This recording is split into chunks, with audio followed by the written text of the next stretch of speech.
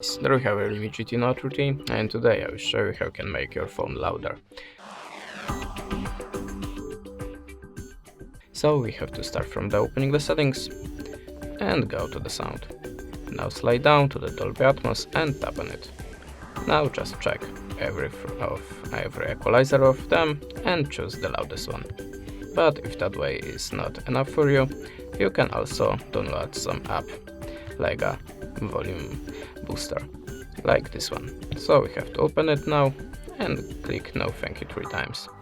Then close the window, and by this little slider you can increase and decrease the volume booster. And that's it. Thanks for the watching, leave us a subscribe or a comment, remember to visit our channel, and goodbye.